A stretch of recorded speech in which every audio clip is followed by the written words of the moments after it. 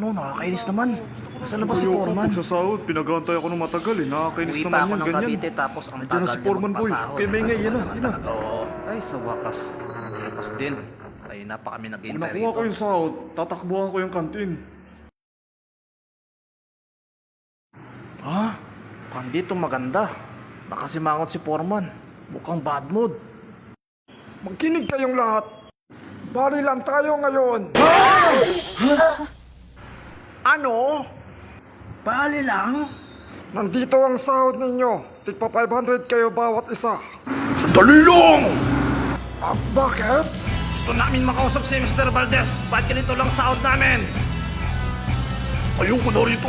Ganyan pala sistema nyo. Ilipat na lang ako kayo doon pakito sa Lunes. Pag di nyo kami binayaran, lalabas na lang kami ng taso at saka mga bakal. Masyadong masakit sa tenga ang boses mo. Para kang chicken gun kung magbunganga.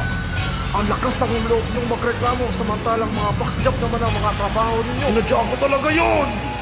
Kaya pala nalulugi ang kumpanya dahil sa mga kalokohan ninyong dalawa. Bukod sa mga kamuti na kayo, mga kuya-kuy pa.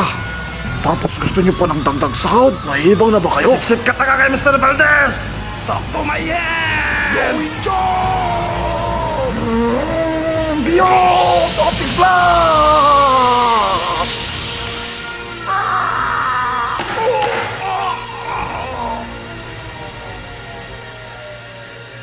Grabe!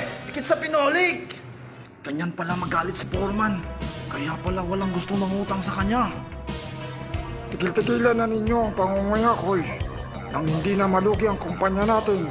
Kailangan sa susunod, malaki na ang accomplishment natin. Sa susunod na Sabado, buo na ang sahod natin. Ha? 5:45 na. Hindi ka pa ba uwi? Kulang ang pambayad ko sa kantin.